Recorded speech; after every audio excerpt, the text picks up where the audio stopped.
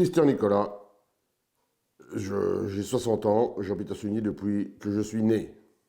Je suis garde-chasse depuis 40 ans, voilà. Je m'appelle Benoît Évrard, je suis de métier ébéniste et je suis domicilié à Sugny depuis 25 ans. Je m'appelle Maxime Goudezeun, j'ai 32 ans. Je viens de Comines-Warneton, dans l'ouest, l'extrême ouest même de la Belgique et de la Wallonie du coup. Et j'habite à Sugny depuis presque 2 ans, là, dans 1 ou 2 mois, ça fera 2 ans qu'on est à Sugny. Je suis journaliste de formation, mais j'ai touché un peu à tout, métier un peu manuel, un peu plus derrière un ordi. C'est un endroit qui me permet de me relaxer, c'est un endroit où j'oublie certaines difficultés de la vie, c'est un endroit où je suis bien, c'est un endroit qui m'est cher. Petit village des Ardennes en pleine forêt. Il n'y a pas grand-chose, à part les bois. Tout me plaît, c'est vrai, c'est une vie qui est vraie, donc voilà, on ne triche pas, on est ce qu'on est, quoi. L'honnêteté des gens, la nature, le contact avec la terre. Qu'est-ce qui me passe par la tête? C'est la tranquillité, c'est la chasse, l'exploitation forestière. À part ça, il n'y a pas grand-chose d'autre qui se passe à Sugny. Beaucoup de choses tournent autour du bois, forcément. C'est très boisé, et puis voilà, il y a tout cet art, cet artisanat, travailler le bois à la tronçonneuse, à la hache, comme tu veux, mais vraiment il y a cet esprit du travail du bois, pas seulement d'abattre des arbres, quoi, aussi de l'artisanat. Ça a toujours fait partie de la vie du village. L'exploitation forestière, les ventes de bois, c'était les premiers revenus de l'époque de la commune Sugny plus Mange-Bagimont, c'était les premiers revenus communaux. Les gens sont curieux et intéressés de te connaître, et inversement, ils sont intéressants aussi, les gens à Sugny, tu creuses un peu et tu vois que tous les parcours, voilà. Et, enfin, ce que je veux dire par là, c'est que les échanges se passent très vite et ils sont très chaleureux, en tout cas je trouve, très bienveillants. Il y a une entraide aussi de village, quoi, que j'avais toujours entendu ça, mais que j'avais jamais vraiment vécu, voilà, cette cohésion de village, quoi. Les gens se connaissent très vite, on n'est pas nombreux. T'as que le bruit des oiseaux, tu vois. Et ben c'est super agréable, ça, c'est un des trucs que je préfère aussi à Sugny. Donc bois, convivialité, calme, nature. On aimait bien ce côté vert et un peu ondulé quand on n'est pas encore sur des montagnes, mais c'est pas le plat absolu comme Comines, tu vois. Il y a de quoi voir un peu, on peut regarder loin, tu vois, on peut voir l'horizon, ou enfin pas l'horizon, mais il y a du relief, quoi.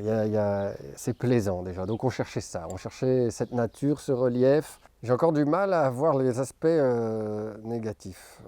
Je suis peut-être encore dans l'euphorie d'être arrivé à l'endroit où je voulais vraiment être au final. Enfin, sans le savoir, Sugny m'apporte tout ce que j'ai toujours voulu, même essayer. Je veux dire, allez, travailler le bois, par exemple, c'était un truc que j'avais envie d'essayer, que j'avais pas eu l'opportunité.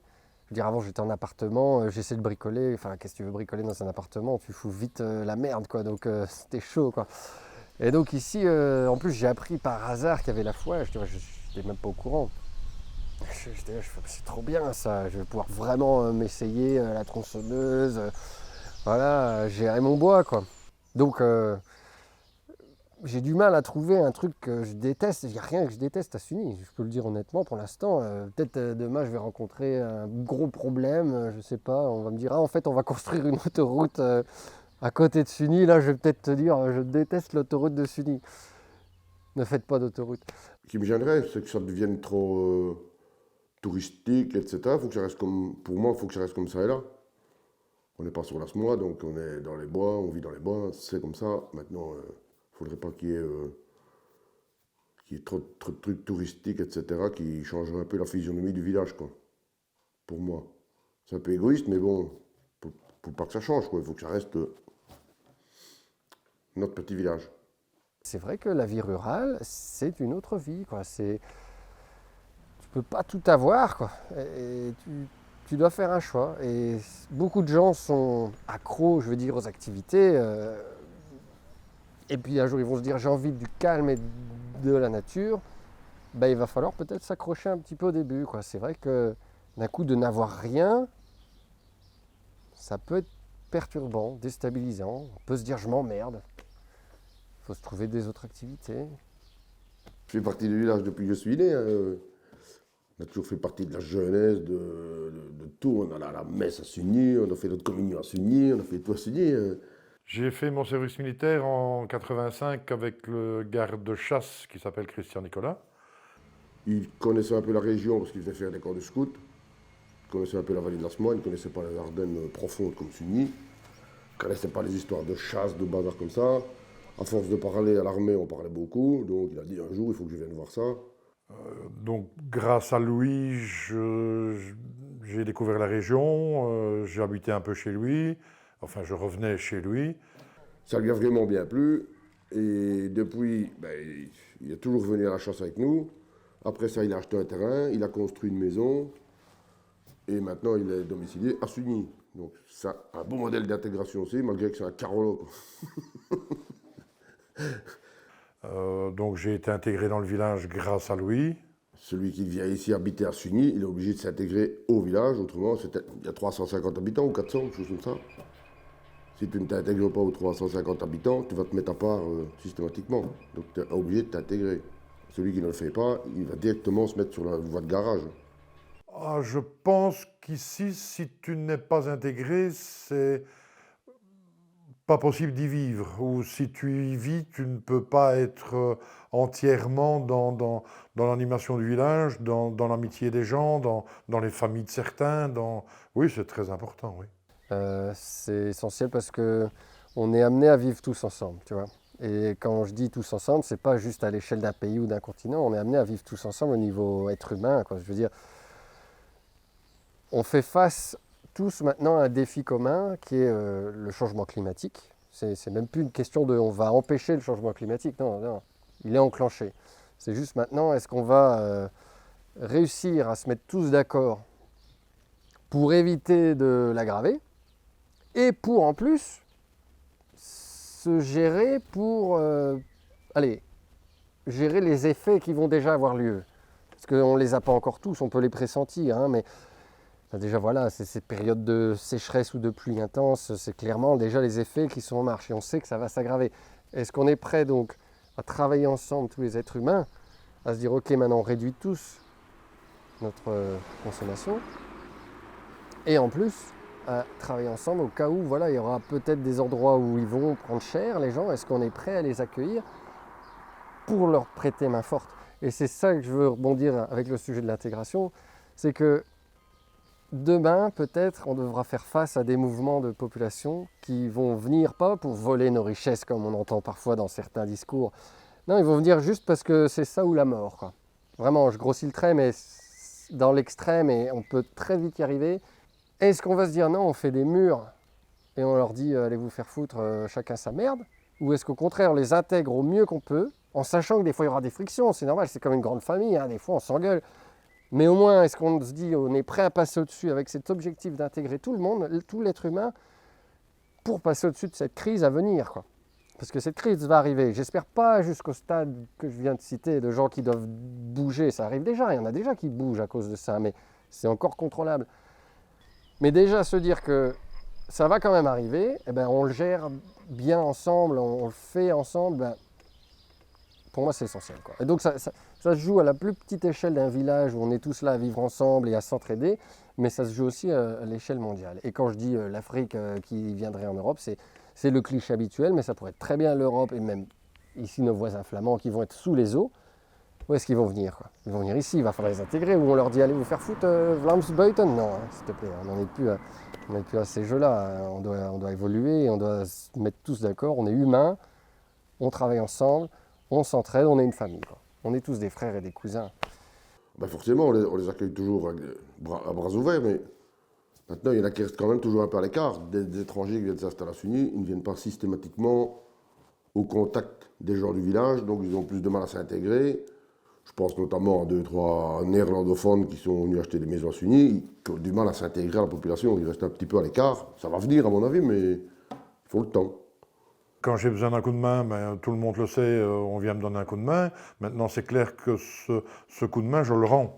S'il n'y avait pas cette, je ne vais pas dire cet amour, mais cet intérêt, on ne poserait pas de questions, quoi. On ne demanderait pas comment ça va, quoi. On l'a bien fait pour moi, donc je ne vois pas pourquoi je n'irais pas vers les autres. Je me sens vraiment facilement intégré en général, très souvent. Et je pense que c'est dû au fait que je joue franc jeu, tu vois. Je joue carte sur table et j'essaie pas non plus de me créer un personnage, tu vois. Enfin, je veux dire, je suis moi-même, quitte à ce qu'on me prenne des fois pour un fou, c'est pas grave, quoi. Et je crois que ça, bah, ça permet direct de se dire aux gens, ok, en fait, bah, je vais lui faire confiance parce que il se met à nu. Donc, je pense que le fait d'être comme ça, bah, c'est plus facile pour se faire intégrer, tu vois. J'aime pas déjà quand on juge les gens et tout. Et c'est pourtant, ça m'arrive de le faire aussi, hein. C'est malheureux, c'est humain. Des fois, on est là, on parle de quelqu'un d'autre, on rigole. Mais au fond de moi, vraiment, j'ai de l'estime pour tout le monde. Et ceux que j'aime pas, les personnes avec qui ça ne matche pas, j'essaie juste de, voilà, pas y penser, tu vois, en fait, tout simplement. Et donc, tout ça, je pense, ça fait que, ben, on m'intègre facile, tu vois. Et je crois que vraiment c'est ça, c'est l'honnêteté directe, montrer qui on est sans avoir peur d'être ce qu'on est, quoi. Enfin, on est tous imparfaits, donc autant y aller franco. Et quitte à se taper la honte, des fois, la honte n'a jamais tué personne, quoi. Ça fait chier, hein. Il y a des fois, putain, il y a des lendemains de soirée, la honte, elle est là, elle te met des coups de couteau dans le bide, mais j'en sors toujours vivant, donc, et j'ai apparemment les autres aussi. Donc ça va, tu vois. C'est ça aussi, on passe au-dessus de la honte et y aller, quoi. Ben oui, je vais pas systématiquement aller frapper chez eux puis leur dire voilà, venez boire l'apéro chez nous. C'est un peu à eux à venir, de toute façon. À venir s'intégrer un peu à la fête à Sugny, venir quand il y a une festivité ou l'autre, le Oblette par exemple, la dite Pâques, etc. C'est un peu à eux à venir faire le contact. Il y a énormément de possibilités. Ça peut être un geste, ça peut être un regard, ça peut être un prêt d'un outil ou que sais-je, ou juste un ah bah tiens on fait ça tel jour, tu veux venir, enfin je sais pas. Il n'y a pas de recette miracle, mais il y a plein de recettes, quoi. Allez, s'ils ont besoin d'un indépendant pour creuser un trou, avoir une citerne ou autre, ben, je leur donne mes connaissances. Ils ne sont pas obligés d'aller là, mais enfin, bon, oui, partager, quoi. Faire confiance aux gens ici quand ils te disent, voilà, va chez lui, prends ce monsieur-là, oui, c'est important, oui. D'écouter, en tout cas. Je me sens vraiment intégré à Sugny, très intégré parce que je pense que directement on s'est montré ouvert et les gens ici se montrent très ouverts aussi à partir du moment où on est ouvert. C'est vrai on a des amis où dans leur village il y a moins de, si pas moins d'activités, mais quand même moins de choses. Donc on pouvait s'attendre à mettre plus de temps à rencontrer et à connaître les autres villageois. Mais au final, très vite, on a été agréablement surpris. Mais je veux dire, on partait pas avec l'idée que ça allait pas se passer comme ça, mais on s'est dit, wow, ça se passe même super bien, quoi. Je veux dire, très vite, les gens sont venus vers nous et très vite, on a appris à se connaître. Donc, il n'y avait pas de peur à la base, il n'y avait pas de préjugés à la base, il y avait peut-être juste on verra. Voilà, depuis 2 ans qu'on est là, on adore, quoi. On s'imagine même pas partir, enfin, tu vois. Mais il y a plein de cas comme ça. T'as par exemple, j'ai déjà cité l'autre fois, Afsa, qui s'est intégrée au village complètement, c'est une Rwandaise quand même, c'est pas évident. Pas la même langue déjà. Benoît, le grand Benoît, qui est venu s'installer à Sugny, qui a construit sa maison à Sugny alors qu'il est de Charleroi. Charleroi, Naline, un petit village à 18 km de Charleroi. Qui font partie du village directement. Ils n'ont jamais été rejetés, quoi. Personnalité du village qui s'appelait Gilbert, qui malheureusement est parti, salut Gilbert, avec qui j'étais proche, me dit un vrai macu, il a un tas de bois pas devant sa maison, parce que la maison était bâtie et parce que j'avais pas de tas de bois devant ma maison. Et un jour, il a fait un beau tas de bois devant sa maison. Une fois que le travail est fait, avec son petit mégot qui pendait sur la lèvre supérieure, là, il s'appuie sur le tas de bois qui était là, il regarde ma maison, il me regarde, il me dit, t'es un bêta de boss, ce grand, mais tu ne seras quand même jamais macu. Ben, l'origine du mot macu, visiblement, c'est parce que dans le patois, justement, champenois, d'origine de Sunni, c'est le féminin ma qu'on met devant les noms masculins, donc machin, magamin, macouté. Tous ces mots-là masculins sont mis au féminin par un ma. Et c'est pour ça qu'on nous appellerait les macus, entre guillemets. C'est ce qu'on m'a toujours raconté, maintenant, ce que c'est vrai, j'en sais rien. Je pense que c'est ça. Maintenant, l'accent de Sunni, le patois de Sunni, ça s'est perdu. Il n'y en a plus que quelques-uns qui en parlent encore un petit peu. Alors, en gros, ben, un vrai macu, ben, c'est un mec qui est né à Sunni, des parents originaires de Sunni, etc., qui serait né à Sunni sur la table de la cuisine, par exemple. Ce serait un vrai macu, d'après... voilà. Mais bon, pour moi, le Benoît, c'est un vrai macu, malgré qu'il a ses origines à Charleroi et ses attaches à Charleroi. Mais bon, il fait partie du village comme... il s'occupe du bûcheronnage, il s'occupe des battues à Sunni, il s'occupe de plein de trucs. Il s'est intégré à fond, lui. J'ai été Benoît, j'ai été le grand Benoît, j'ai été Bebe. Quand ils ont su que je m'étais domicilié, je suis redevenu le Carolo. Et puis hop, maintenant je remonte. Donc je suis intégré, mais je ne cherche pas non plus à être macu parce que je ne le serai jamais. Donc voilà, quoi, je suis heureux d'être intégré, mais je ne cherche pas à être macu. Quoi. Oui, oui, peut-être. Si j'étais né ici, bon voilà. Mais je reviens à l'intégration. Je suis persuadé que je le suis et ça me suffit, quoi. L'amitié que les gens me donnent me prouve que, même si je ne suis pas un vrai macu, je m'appelle quand même le grand bebe, donc c'est que ça va, quoi. Et je ne cherche pas à avoir autre chose. C'est très bien. Tout le monde sait qui c'est le grand bebe, parce qu'on l'appelle le grand bebe. Il va chez tout le monde à Sunni, pratiquement tout le monde. Il y a même des gens, à mon avis, qui pensent que ce gars-là est de Sunni d'origine. Ils ne savent pas d'où il vient, mais ils pensent qu'il est d'origine de Sunni, des étrangers au village, etc. Ils pensent que c'est un mec de Sunni, je pense. Même à la chasse, il y en a qui croient qu'il est de Sunni. Le point de rattache à l'époque, c'était Paulette de Trelot, le bistrot. Là. On se retrouvait toujours là, mais c'était tous les gens de Sunni qui revenaient là, un peu les Français, tout ça. C'était toujours le nerf de la guerre. C'est de là que ça a démarré. Mais c'est vrai qu'il est plus facile avec moi, forcément, mais ça va. Mais il s'est créé plein d'opportunités aussi. Hein. Je ne lui ai jamais demandé d'aller faire juge au bûcheronnage ou de faire les concours de bûcheronnage. Il l'a fait spontanément parce que c'est un mec qui est ouvert à tout le monde, quoi. Il s'intègre à tout le monde. Il a travaillé pour plein de gens à Sunni, dans la menuiserie, etc. T'es pas obligé. Il n'était pas obligé au départ. Mais c'est lui qui va vers les gens, quoi. Et c'est comme ça qu'on s'intègre, à mon avis. Tout le monde, tu restes renfermé dans ta baraque, c'est même pas la peine. Mais je trouve que l'intégration, c'est d'abord le respect que nous devons, nous, gens qui veulent s'intégrer, par rapport aux gens qui nous intègrent. Si on n'est pas respectueux vis-à-vis d'eux, pourquoi demander une intégration? Pourquoi vouloir s'intégrer? Donc je crois que le premier, c'est le respect. Le premier, pour moi, c'est l'amitié, parce que, à part Christian, maintenant, il y a d'autres amis. Pour moi, ami, c'est un mot fort. C'est une personne sur qui on peut compter. Dans les deux sens. Oui, je crois que c'est le respect, voilà. Des vrais gens de Sunni qui ne sortent plus de Sunni, ils sortent de plus en plus rares. Il y a plein de gens qui achètent des maisons à Sunni, qui viennent s'installer à Sunni, etc. Bon, mais pour faire partie de Sunni, t'as qu'à habiter à Sunni, point barre. Hein. Et surtout pas se mettre à l'écart, aller au contact. Et là, tu deviens un vrai macu. Puis c'est tout. Peut-être Sunni ou tu n'y es pas. Mais c'est vrai, même si t'as l'accent flamand.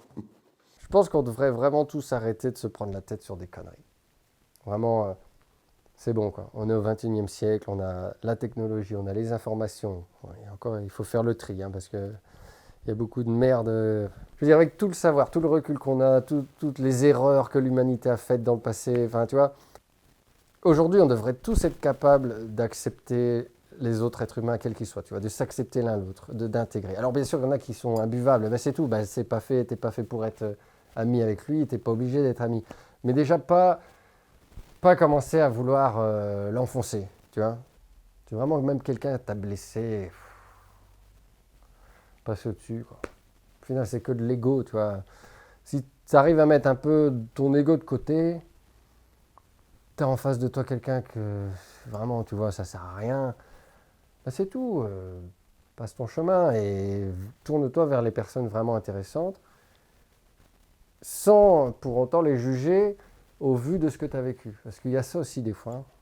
On a vécu un truc mauvais, alors on se fait une idée générale sur base d'une expérience, et beaucoup de gens fonctionnent comme ça. J'ai aussi fonctionné comme ça, c'est humain, mais passer au-dessus de ça, et en fait, la différence, elle est géniale, elle apporte une richesse, et c'est de la différence avec les autres que tu grandis. Il faut être respectueux de ce qu'on vit, il faut être respectueux de la nature, des gens et de la manière de vivre, quoi. Voilà.